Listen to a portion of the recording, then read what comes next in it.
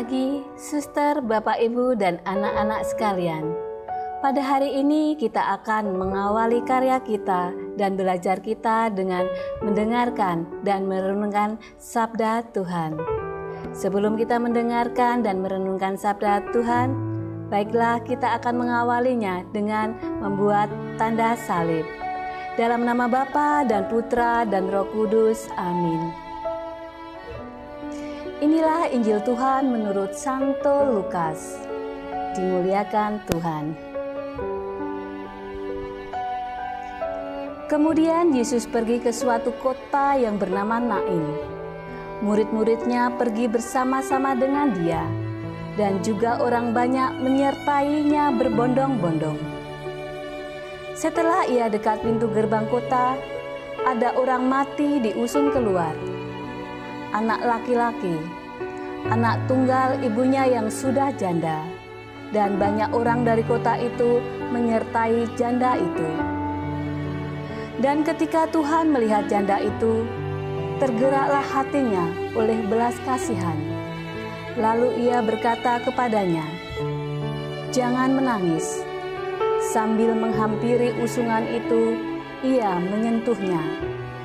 Dan sedang para pengusung berhenti, ia berkata, "Hai anak muda, aku berkata kepadamu, bangkitlah." Maka bangunlah orang itu dan duduk dan mulai berkata-kata. Dan Yesus menyerahkannya kepada ibunya. Semua orang itu ketakutan dan mereka memuliakan Allah sambil berkata, "Seorang nabi besar telah muncul di tengah-tengah kita, dan Allah telah melawat umat-Nya." Maka tersiarlah kabar tentang Yesus di seluruh Yudea dan di seluruh daerah sekitarnya. Demikianlah sabda Tuhan.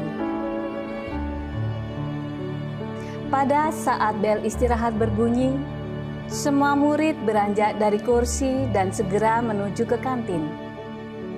Namun tidak seperti biasanya, Gabriel duduk sendirian dan terlihat sedih.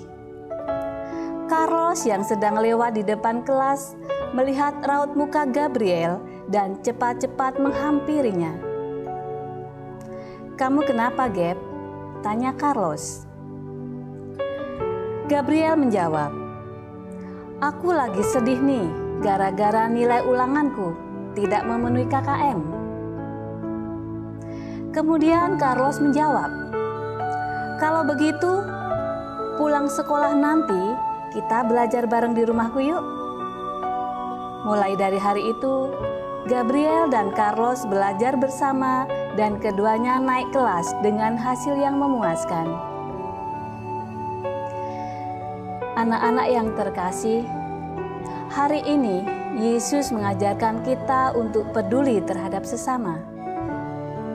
Ketika melihat seorang yang sedang bersedih dan dilanda musibah, Yesus tidak diam. Yesus datang dan menolong orang itu. Sebagai murid Tuhan Yesus, kita patut meneladani sikapnya. Kita dapat meneladaninya dan menghibur sesama yang sedang bersedih, mengunjungi mereka yang sedang sakit, mendoakan sesama, dan menolong mereka yang mengalami kesulitan. Tentunya berbagai bentuk kepedulian kita terhadap sesama membantu mereka untuk kembali bersemangat dan bergembira. Anak-anak yang terkasih, refleksi pada hari ini. Apa aku sudah peduli terhadap sesamaku hari ini? Apa aku tergerak untuk menolong sesama yang kesulitan? Marilah kita berdoa. Syukur kepadamu Tuhan, karena Engkau telah meneladankan sebuah sikap mulia, yaitu kepedulian. Semoga kami mampu menjadi anak-anak-Mu yang peduli terhadap sesama di sekitar kami. Amin. Semoga kita semua diberkati oleh Tuhan Yang Maha Kuasa, dalam nama Bapa dan Putra dan Roh Kudus. Amin.